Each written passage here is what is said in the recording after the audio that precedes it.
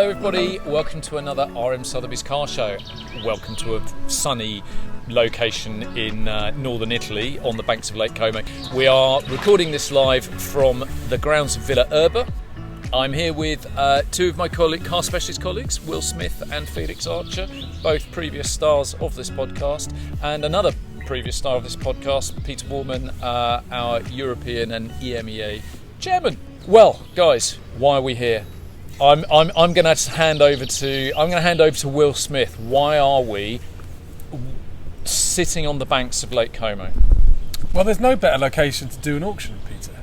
In my opinion, I think this is probably the finest location we have as a company doing auctions. I don't know about you guys if you'd agree with that, but I think this is as good as it gets for car auctions.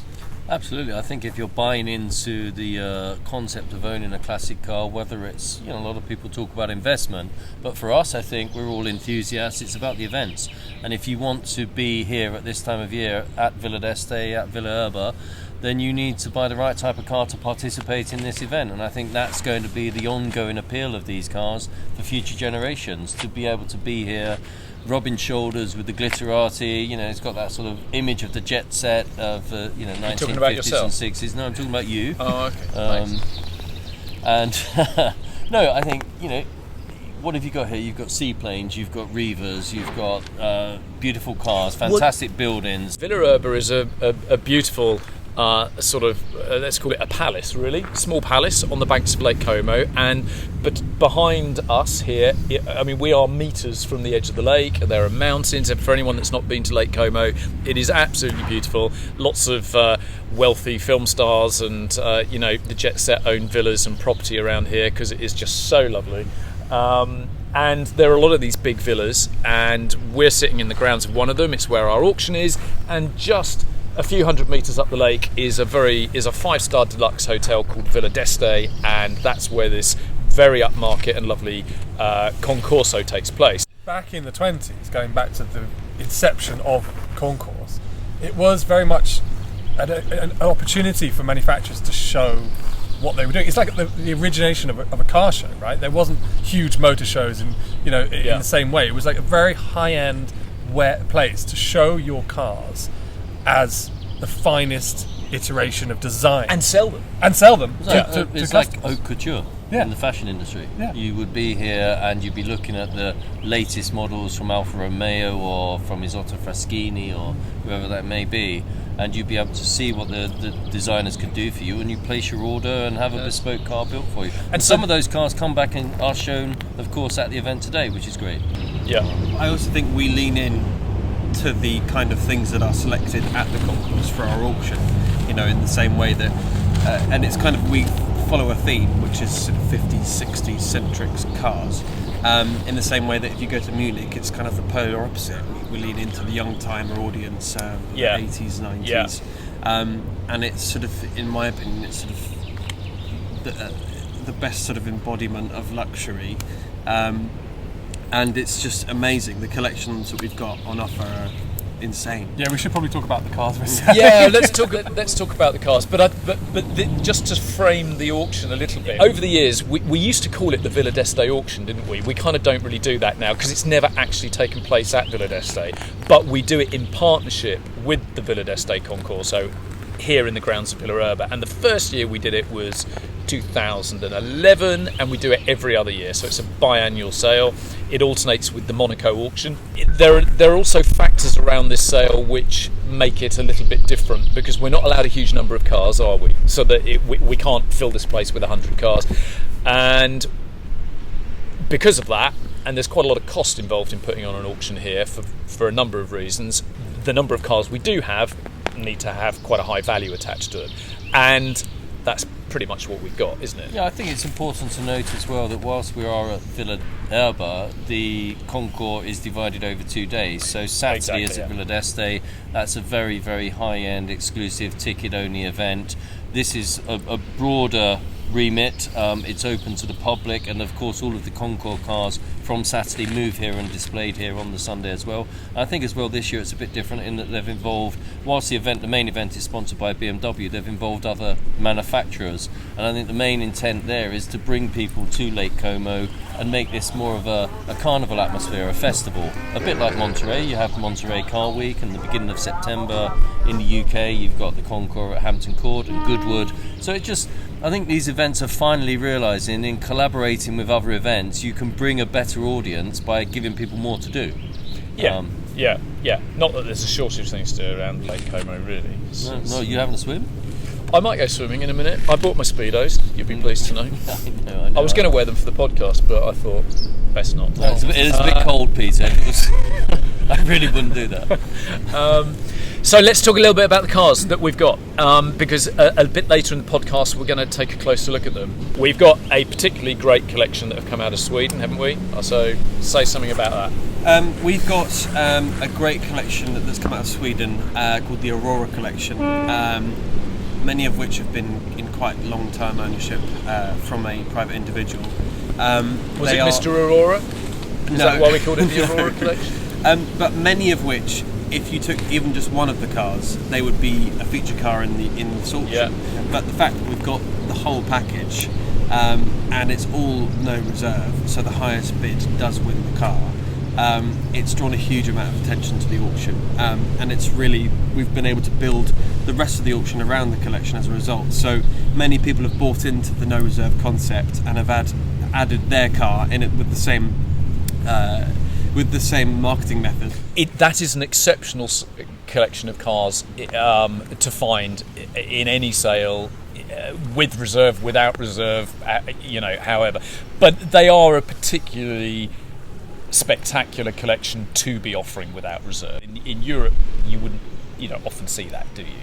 Yeah, not ordinarily. I think obviously, vendor circumstances have a lot to play in that, and also, there's a certain degree of the circumstances of those vendors are always different, right? And we have to be sensitive to that and understand that fact. But I think that given the whole collection here at Villa Erba and the specific cars that we're offering, which everyone will see later on, that is the perfect recipe for success. And I think people also, buyers, want to come to us to know that we have vetted these cars, we have checked them over, and we've gone back to the manufacturers, checked all the numbers, and they're buying the best of what they can buy, and I think that's what we have on offer today. Throughout the entire auction, your favourite car? He's going to say, I don't like cars, I like boats. I'll go 190. Oh, don't say that, that's mine. What? We're similar ages. I think the Ferrari 400 Super America Aerodynamica. It's a proper gentleman's GT. I think it's a sports car with elegance, limited edition, lots of unique bespoke features that were designed purely around that car by Pininfarina. Great colour combination, powerful V12 Ferrari engine. It's got everything you want: glamour, sex appeal, driver quality, looks, all the things that you're looking for, Peter. Every time you look in the mirror, I bring the glamour and sex appeal to whatever I'm driving. I go the opposite end of the spectrum to Peter. So whilst I completely adore that 400 Super America, I'm going to go race car, because it's actually one of the very few race cars that we actually have in this auction, and it is a works Mercedes-Benz 190 Evolution, which won something like 9 of its races that it campaigned in. DTM. I was obviously a young child in the late 80s. I said 90s, and it wasn't 80s. And that was my introduction to motorsport. And that car is synonymous with just one of the greatest eras of saloon car racing that there's ever been, I think. And that's one of the iconic cars for me. So yeah, that is a cool thing. You were going to choose the same one, were you? Can I just say the same? Because no, it's so you great. Can't say the same. It's the one I would take home. Yeah, it's such an amazing thing. Bernd Schneider as well, great driver. It's so iconic. It says a lot for the generational shift in what people love, what they remember when they were young. It says a lot. It speaks volumes to that. Yeah. I haven't really chosen. We haven't got any pre-war cars for you, Peter. Yeah. Oh, there is one. There's a Bentley. There you are. There's a Bentley. Yeah, I like the Bentley. There's an Alpha. Also, you have to give your choice as well. You could say the great DB5 project that we've got.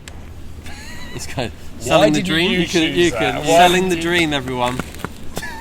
No, I'll tell you There's what. no vested interest here, so- is there? selling I'm that not dream. saying- No, I'm just going to say it. I don't know if I'd buy all of them, but that collection of black Testarossas just does look cool. Yeah. I got quite excited when I saw those, but I wouldn't buy them all. And the Technos DB5 obviously is an exciting project for someone, isn't it? It's so rare to find them as well. I don't know. You bring one to every auction, Felix. But this was delivered with an automatic gearbox, and that is truly, truly rare. I think the automatic gearbox actually suits the DBs. Everyone says, "Oh, you've got to have a manual, but they're a bit slow and sluggish, And I think an automatic gearbox is quite refined, quite smooth in those cars. Born in Sierra Blue as well, which is a great colour. You're selling it well. Yeah, How much to restore it? 50 tops. 50. Where's that? 350. Which country is that being restored in? Like, Selling the dream. I wish. So, Felix, I gather you have a bit of Villa Erba trivia. Yeah. Go on. So this was built in the 19th century. 1898. 1898. Thank you, Will. Commissioned by Luigi Erba, who was a pharmaceutical man. His relative was Luchino Visconti, who was an iconic movie director. The Damned, Death in Venice. He put Romy Schneider, Helmut Berger, who died yesterday, on the map. And that pharmaceutical company became Pfizer. Did it? Yeah. Good well, lord. sort of. But basically it did, yeah. Are you a full-time tour guide here? I mean, as a private That's residence, it's quite something. He knows nothing about cars. No. He knows nothing about his job, but you come here and you ask him about Villa Erba and he's got it all. Villa Erba and DB5 projects, that's the whole MO. Well, they'll all be here tomorrow night because they're hosting the one of the parties for the owners here tomorrow night. So everyone will be. Is it owned by the state? I thought you're the trivia man. Yeah, it's owned by the state. Don't let us down now.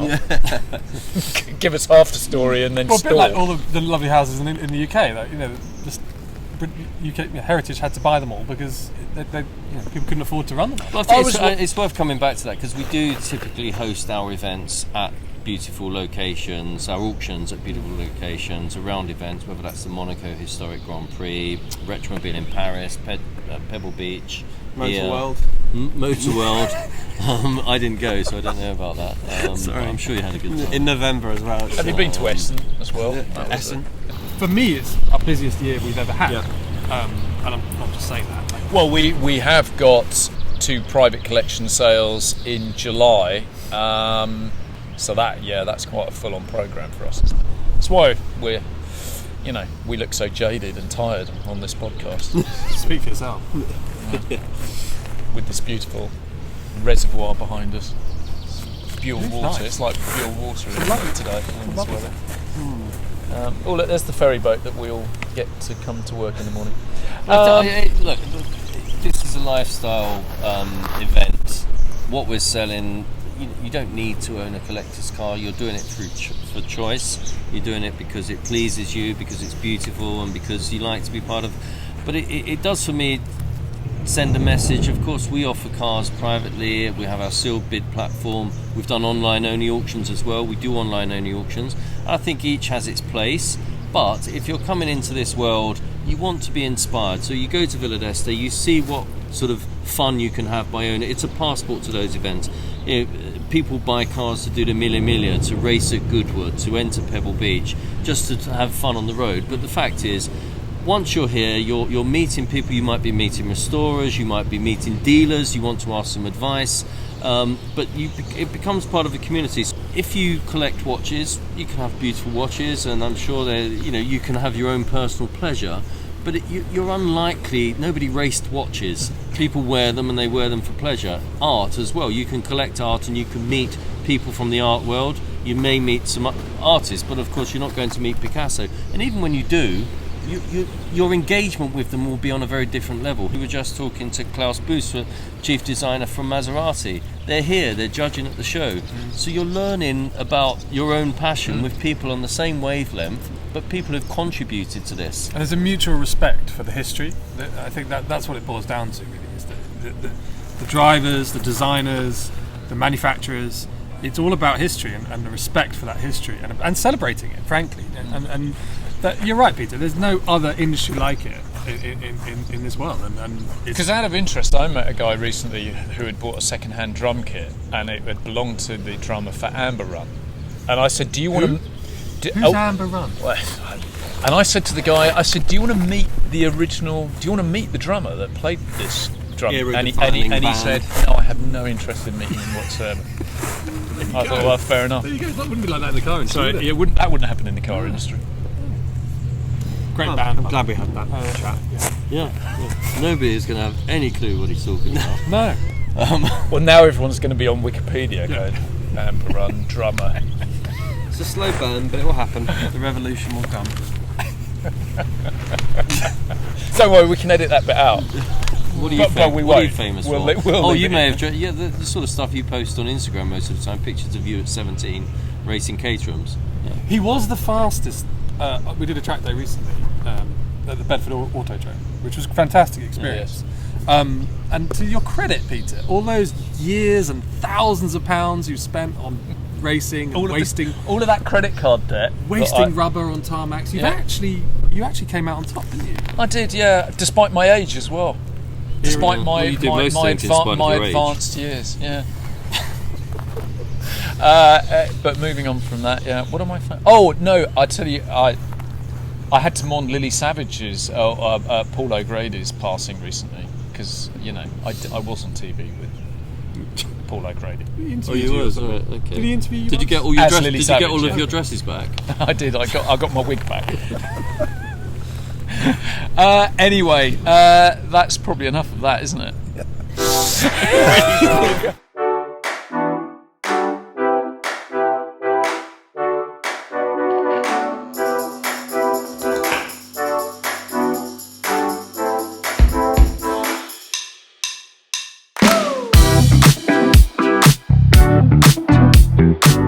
Hi, my name is Andrew Spillett and I work at Sotheby's as a car specialist. I'm based in Denmark and as such work primarily out of Scandinavia.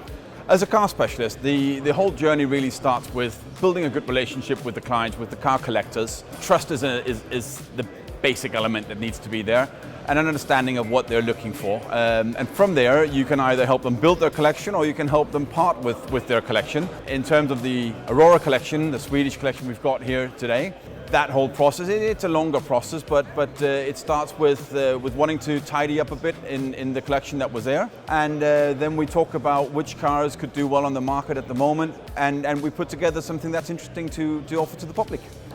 It's a very long process really, and quite complex as well. Initially, obviously the cars need to be inspected, all of the cars, and as a car specialist, that's what each of me or my colleagues, we all do as we go out. That's one of the first things. We have to inspect the cars and put estimates on them. How much do we believe they can reach, they can make in the market today, and hopefully that meets the owner's expectations. If so, we put something together.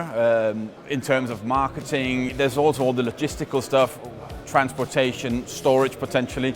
There's a lot of aspects to it that goes behind the scenes that need to be very well defined beforehand. Before we bring them to auction, we've serviced all the cars as well. That's 14 cars going through servicing. Again, this is not something that the outside world really sees that we do, but it needs to be done for us to present a good product at the auction. So there's a lot of behind the scenes stuff that goes on.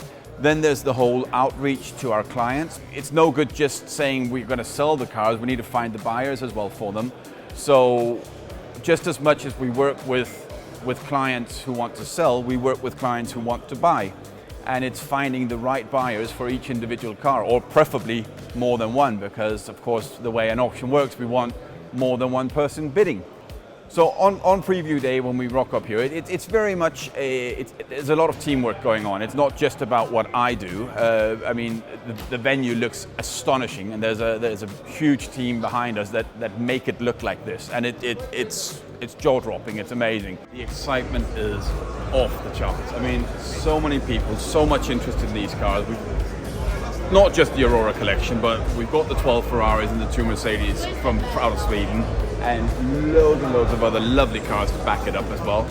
And it just took around. I mean, the setting, the venue is amazing. The cars are brilliant. and clearly the public thinks so too. But look how many people are coming here to have a look at it. It's just amazing. The cars look as good as they possibly can, and that's when me and my colleague specialists are here to talk with potential clients. That can be physically here, and often it is, but it can also be doing video calls if they're abroad. It could be a client sitting in the US who's interested in one of these cars, and then we do video calls with them, walk them through the car and give them an honest description about what's here, what's good, but equally what might be lacking. And of course, that's arguably even easier if the client can be here on the day, because then we can walk them around the car physically and point out what's good and what's bad about the car, and figure out if it appeals to them enough that they actually want to put a bid in. My favorite, it's tough because they're all amazing, but my favorite is probably the Daytona Spider, just because of history. 50-year-old car, it's right over here. Beautiful color, maroon and metallic. Defines cool. Just defines cool. The leather is 50 years old. It's original. Won't find another one. The 275 GT4 cam as well. Again, the color sells it for me. Brilliant car. Probably the best car to come out of Ferrari in the 60s. And like I said, the color just pops.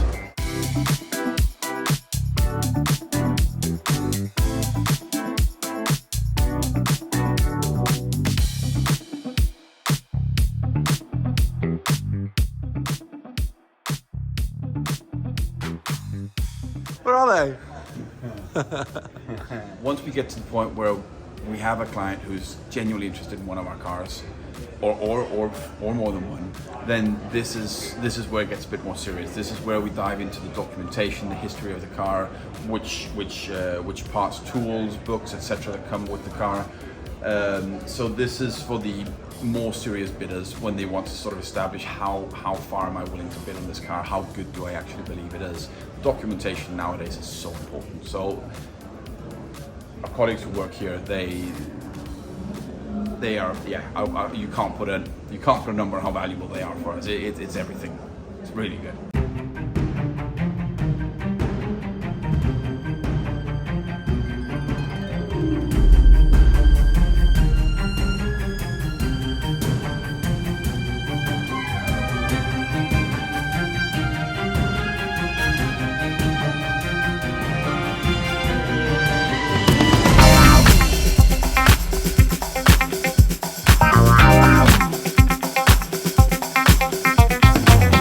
So we're at the telephone desks here.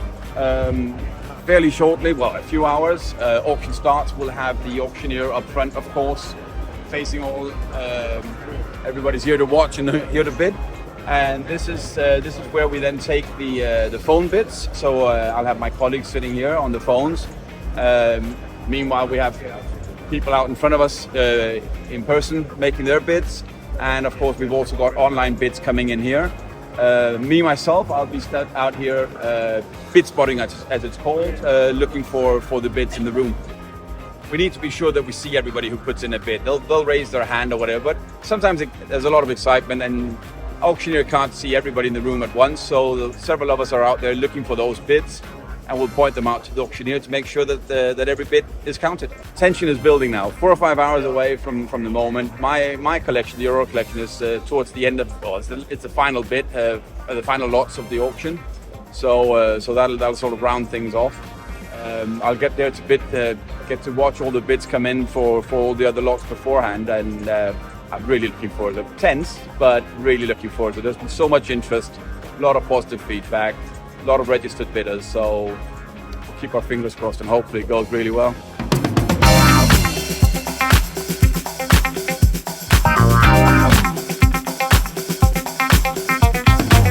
Right now it's 20 past 6, so we are 10 minutes from the auction starting.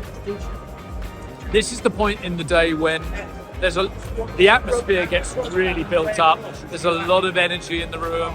Everyone's a little bit nervous because we're nervous about how well it's going to go. I love this bit of the auction. Some people hate it. Peter Warman, our auctioneer, he's very nervous, but he's going to be fine. But this is great. So we're 10 minutes out. We've had a cocktail party. People are somewhat lubricated with prosecco, which is great. We've had a few canapes doing rounds, so everyone's in a good mood.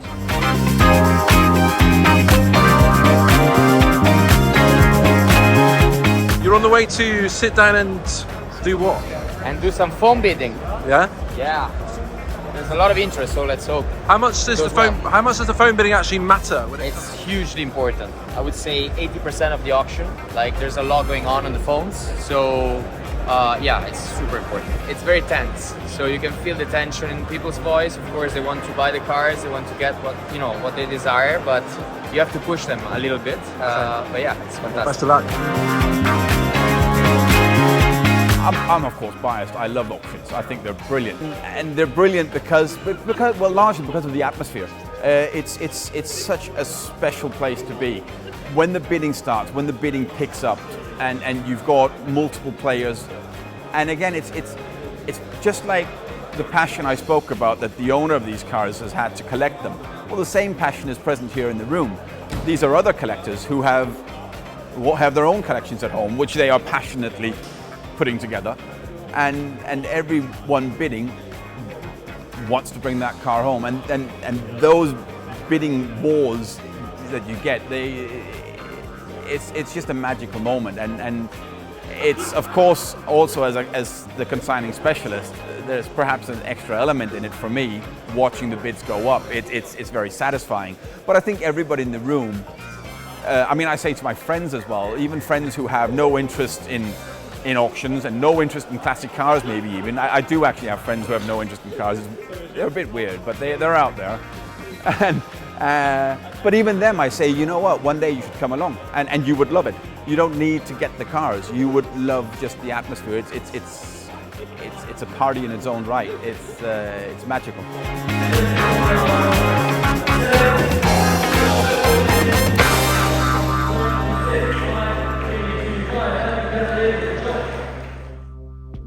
So it's the morning after the night before. Will, tell me, your role obviously there. Yes.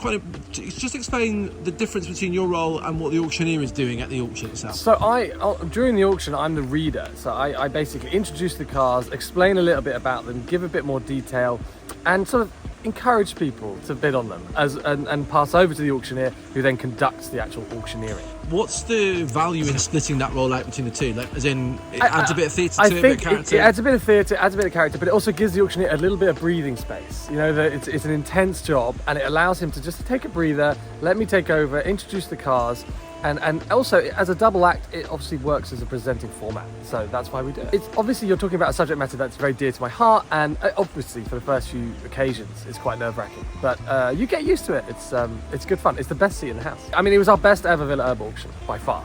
By far, our best ever auction. Over 50 million euros in sales. But for me, it was the Aurora Collection, all without reserve. There was a great buzz in the room, and just seeing that activity, that incredible sort of excitement in the room, that was a huge highlight for me. So yeah, the Aurora Collection in general went brilliantly, and yeah, it was great fun. Final question: How did you celebrate last night? What goes down once the final gavel hits the board? What happens after? What's the post situation? The like? team sort of congregate round, and we have a little post meeting debrief with a few beers, only a few, but and then who knows? Maybe go out to Lake Como and into the town centre and see what happens in the nightlife in Como. I feel like you're looking very fresh today, so it can't be that late last night. No, it's okay. It wasn't too bad. But yeah, we had a great night, and we thoroughly enjoyed celebrating our success.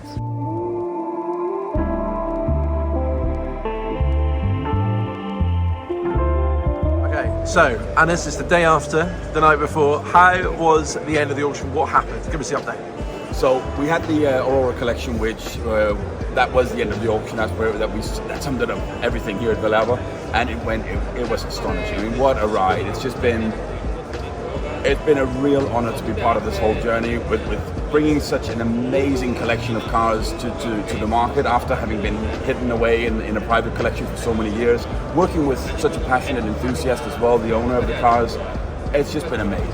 And we did well. The solid marketing we had all the way up to the auction, good teamwork in the company. We did really, really well. 14 cars, we sold them at, I think it was about 25.3 million we got for the 14 cars for the Aurora Collection. 2 of the cars they sold for more than double the low estimate. The interest was very, very solid. So just in every way, a phenomenal experience. As the first lot of the Aurora Collection went across the block, that was special. That was magic. It was a good feeling in my stomach, and just, well, and equally actually as the last lot was finally sold. It sort of the end of the journey, and what a journey it was.